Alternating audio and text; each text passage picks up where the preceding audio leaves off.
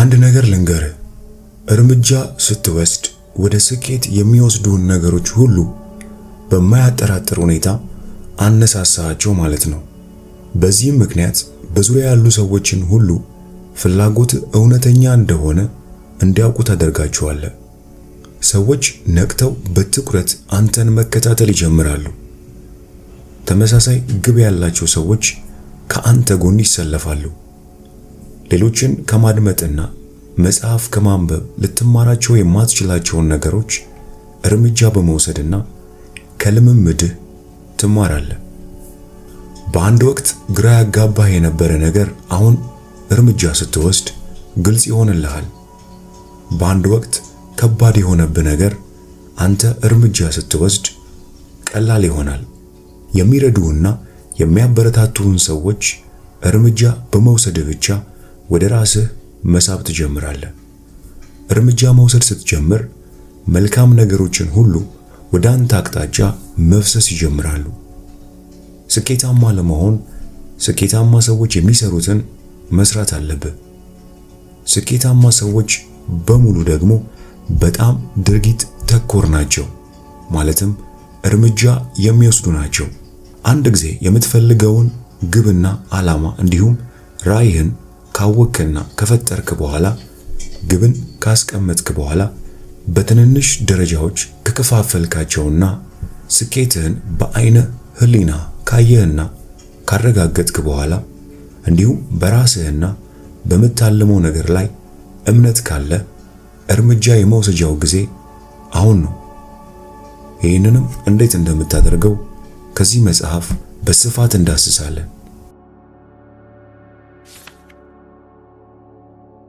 እርምጃ መውሰድ እስካልጀመርክ ድረስ ምንም ነገር አይፈጠርም። መርከቡ ወደ አንተ ካልመጣ አንተ ወደ መርከቡ ዋኝ። ስልጠና በምሰጥበት ወቅት እርምጃ የመውሰድን ኃይል ለማስረዳት $100 ኖት ይዤ ይህንን $100 የሚፈልግ ማን ነው ስል ለተመልካቾቼ ጥያቄ አቀርባለሁ። ብዙዎቹ እጃቸውን ያወጣሉ። አንዳንዶቹ እጃቸውን በኃይል አውለብልበው፣ አንዳንዶቹ ደግሞ እኔ እፈልጋለሁ፣ እኔ ልውሰድ ወይም ለኔ ስጠኝ እያሉ ይጮኻሉ። እኔ ግን እስኪወስዱት ድረስ ገንዘቡን በእጄ እንደያዝኩት በእርጋታ ቆማለሁ። በመጨረሻ አንዲት ሴት ብድግ ብላ እየፈጠነች ወደ ቆምኩበት መጣችና ገንዘቡን ወሰደች። ከዚያ ክፍሉ ውስጥ ያለው ሰው ሁሉ ያላደረገው ይቺ ሴት ግን ያደረገችው ነገር ምንድነው ብዬ ሰልጣኞቼን እጠይቃለሁ። እቺ ሴት ከቀሪዎቹ ሰልጣኞቼ የምትለይበት ምክንያት ከተቀመጠችበት በመነሳት እርምጃ ወሰደች። ገንዘቡን ለማግኘት የሚያስፈልገውን ነገር አደረገች። በሕይወታችሁ ስኬታማ መሆን ከፈለጋችሁ ማድረግ ያለባችሁም ይህንኑ ነው። እርምጃ መውሰድ አለባችሁ። እናም አብዛኛውን ጊዜ ፈጥኖ ያደረገ የተሻለ ነው። ቀጥሎ ምን ያህሎቻችሁ ናችሁ ተነስታችሁ ገንዘቡን ለመውሰድ አስባችሁ ራሳችሁን የገታችሁት ብዬ እጠይቃችኋለሁ። ከዚያም ከመነሳት ያቆማቸውን ለራሳቸው ሲነግሩት የነበረውን ነገር እንዲያስታውሱት እጠይቃችኋለሁ። የተለመዱ መልሶች ይህን ይመስላሉ። ከሰልጣኞቼ መልሶች መካከል በጣም የምፈልገው ወይም የሚያስፈልገኝ መስዬ መታየት ስላልፈለግኩ ነው ዶላሩን መጥቼ ያልወሰድኩት ይሉኛል። ሌሎቹም በእርግጥም እንደምትሰጠኝ እርግጠኛ ስላልነበርኩ ነው ይሉኛል። ሌሎች ደግሞ ሩቅ ስለተቀመጥኩ ነው። የተቀሩት ደግሞ ሌሎች ሰዎች ከኔ በላይ ስለሚፈልጉት ነው። ስግብግብ መምሰል ስላልፈለግኩ ነው። የሆነ ስህተት ሰርቼ ሰዎች እንዳይስቁብኝ ፈርቼ ነው።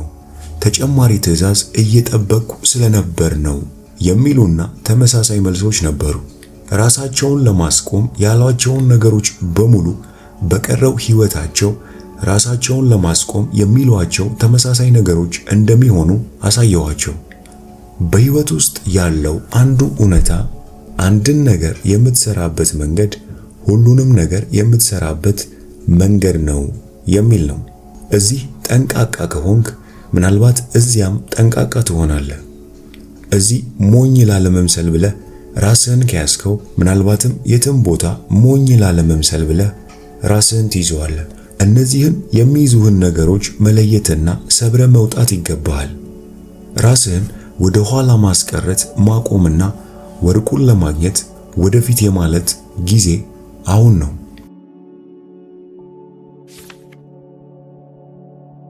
ስኬታማ ሰዎች ለድርጊት ያደላሉ። ብዙ የማውቃቸው ስኬታማ ሰዎች ብዙ ለማቀድና ስለ እቅዶቻቸው ለማውራት ብዙ ትዕግስት የላቸውም። መጀመር ይፈልጋሉ፣ እርምጃ መውሰድ ይፈልጋሉ፣ ጨዋታው እንዲጀመር ይጓጓሉ። ማቀድ የራሱ ቦታ አለው፣ ነገር ግን በእይታ ውስጥ መቀመጥ ይኖርበታል። አንዳንድ ሰዎች አንድን ነገር ለመስራት ሕይወታቸውን ሙሉ ትክክለኛውን ጊዜ በመጠበቅ ያሳልፋሉ። አንድን ነገር ለመስራት ትክክለኛ የሚባል ጊዜ ላይኖር ይችላል። አስፈላጊው ነገር መስራት መጀመር ነው። እርምጃ መውሰድ። ወደ ጨዋታው ግባ፣ ወደ መጫወቻው ሜዳ ዝለቅ። አንድ ጊዜ ከገባህ ስኬታማ ለመሆን የሚያስፈልጉህን እርማቶች ለማድረግ የሚረዱህን ምላሾች ማግኘት ትጀምራለህ። አንድ ጊዜ ድርጊት ውስጥ ከሆንክ በጣም ፈጣን በሆነ ደረጃ መማር ትጀምራለህ።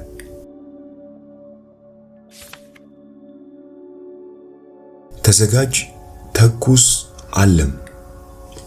ለብዙ ሰዎች ተዘጋጅ፣ አለም፣ ተኩስ የሚለው የተለመደ ነው። ችግሩ በጣም ብዙ ሰዎች ሕይወታቸውን ሁሉ እንዳለሙ ነገር ግን ሳይተኩሱ ያልፋሉ። ሁልጊዜ ተስተካክሎ ለመገኘት እንደተዘጋጁ ነው። ኢላማን ለመምታት ፈጣኑ መንገድ መተኮስ ነው። ከዚያ ጥይቱ የሚያርፍበት ቦታ ተመልከትና ኢላማህን አስተካክል። የተኮስከው ከኢላማ 2 ሳንቲም ከፍ አድርገህ ከነበረ ትንሽ ዝቅ አድርግና እንደገና ተኩስ። አሁን ደግሞ ተመልከት፣ መተኮስህንና እንደገና ማስተካከልህን ቀጥል። በጥቂት ጊዜ ውስጥ ኢላማህን በትክክል መምታት ትችላለህ። ለሁሉም ነገር እንደዚሁ ነው።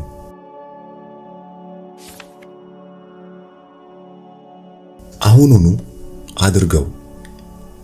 እርምጃ ለመውሰድ መንፈስን የሚቀሰቅስ ግፊት ካጋጠመ አሁኑኑ አድርገው።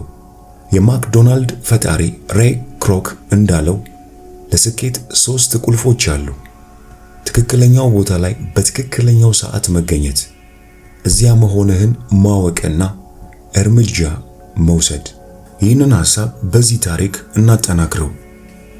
ታሪኩን የሚናገረው ቤተክርስቲያን ሄዶ እግዚአብሔር ሆይ ካለሁበት ችግር ለመውጣት ፋታ የሚሰጠኝ ነገር እፈልጋለሁ፣ ሎተሪ ማሸነፍ እፈልጋለሁ፣ ለዚህ ደግሞ የምተማመነው በአንተ ነው ብሎ ስለጸለየው ሰው ታሪክ ነው።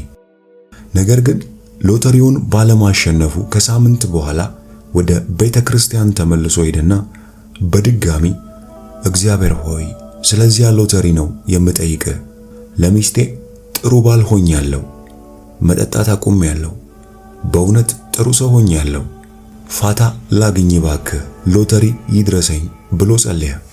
ከሳምንት በኋላ ሎተሪው አልደረሰውም። ተመልሶ ወደ ቤተክርስቲያን መጣ። እግዚአብሔር ሆይ በዚህ ሎተሪ ጉዳይ አልተግባባንም መሰለኝ፣ ገንዘቡን እንደምትሰጠኝ አስቀድሜ እየተናገርኩ ነው፣ ገንዘቡን በሐሳቤ እያየሁት ነው፣ ሎተሪውን ላሸንፍ እባክህ ሲል ጸለየ። ወዲያውኑ ሰማይ ተከፈተ፣ ብርሃንና የመንግሥተ ሰማያት መዝሙር ቤተክርስቲያኑን ሞላው።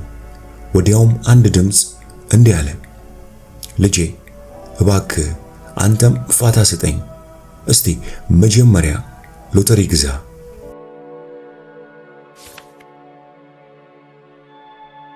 ወደፊት ውደቅ። ማንም ሰው በብዙና በትልቅ ስህተት ውስጥ ሳያልፍ ታላቅ ወይም ጥሩ አይሆንም። ብዙ ሰዎች መውደቅን በመፍራት እርምጃ ከመውሰድ ይገታሉ። በሌላ በኩል ስኬታማ ሰዎች ደግሞ መውደቅ የመማር ሂደት አስፈላጊ ክፍል እንደሆነ ጠንቅቀው ያውቃሉ። መውደቅ በመሞከርና በመነሳት ትምህርት የሚገኝበት መንገድ እንደሆነ ከልብ ይረዳሉ። መውደቅን መፍራት ማቆም ብቻ ሳይሆን ለመውደቅ መፍቀድ እንዲያውም መጓጓት ጭምር ያስፈልጋል። እንደዚህ አይነቱን ለመማር መውደቅ ወደፊት መውደቅ ብዬ ጠራዋለሁ።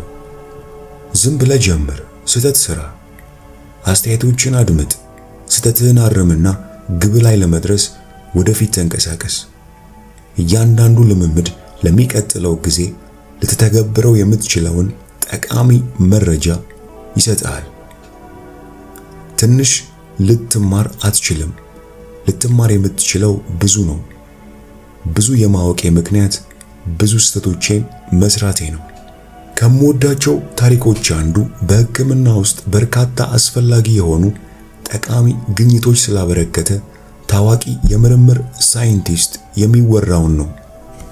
ከሌላው ሰው በተሻለ ብዙ ነገሮችን ማግኘት እንደሚችል ለምን እንዳሰበ ከጠየቀው የአንድ ጋዜጣ ሪፖርተር ጋር ቃለ መጠይቅ አድርጎ ነበር። በሌላ አነጋገር ከሌሎች ሰዎች የተለየ እንዲሆን ያደረገው ነገር ምንድን ነው ተብሎ ለተጠየቀለት ጥያቄ ሲመልስ የ2 ዓመት ሕፃን ሳለ እናቱ ያስተማረችው ነገር እንደሆነ ተናገረ። ከማቀዝቀዣ ውስጥ በወተት የተሞላ ጠርሙስ ሊያወጣ እየሞከረ ነበር። ጠርሙሱ አመለጠውና ወተቱ የኪችኑን ወለል አለበሰው። እናቱ በመቆጣት ፋንታ እንዴት ደስ በሚል ሁኔታ ነው ያበላሸኸው! እንደዚህ ብዙ ወተት ወለል ላይ ተደፍቶ አይቼ አላውቅም። በቃ አንድ ጊዜ ተበላሽቷል። እስክናጸዳው ድረስ ወተቱ ውስጥ መጫወት ትፈልጋለህ አለችው። ተጫወተ። ከጥቂት ደቂቃዎች በኋላ እናቱ ቀጠለች። ታውቃለህ፣ እንደዚህ አይነት ስህተቶችን ስትሰራ ቀጥሎ ማጽዳት አለብህ። እስቲ እንዴት ነው የምታደርገው? ፎጣ፣ ስፖንጅ ወይም መወልወያ መጠቀም እንችላለን። አንተ የትኛውን ትመርጣለህ? የፈሰሰውን ወተት አጽድተው ከጨረሱ በኋላ አሁን አየኸው በሁለት ትናንሽ እጆች እንዴት በወተት የተሞላ ጠርሙስ ማንሳት እንዳለብን የሚያሳይ የተበላሸ ሙከራን ነው። እስቲ ጓሮ እንሂድና ውሃ በጠርሙስ እየሞላን ሳይወድቅብህ እንዴት መያዝ እንደምትችል እንለማመድ አለችው። እናም አደረጉት።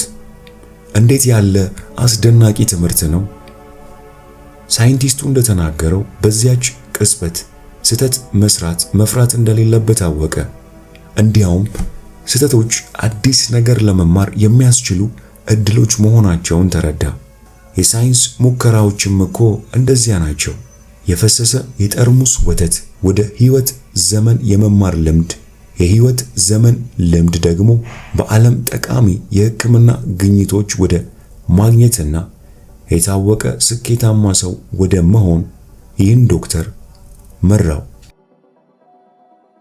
የዛሬ የመጽሐፍ ቅምሻችን ይመስል ነበር። ከዛሬ መጽሐፍ ቅምሻ የትኛው ሐሳብ ተመቻችሁ? ኮሜንት ላይ ጻፉልን። ይህንን መጽሐፍ ሙሉውን በአማርኛ የምትፈልጉ ብቻ ከታች ባለው የቴሌግራም ሊንክ አድራሻ ልትጽፉልን ትችላላችሁ።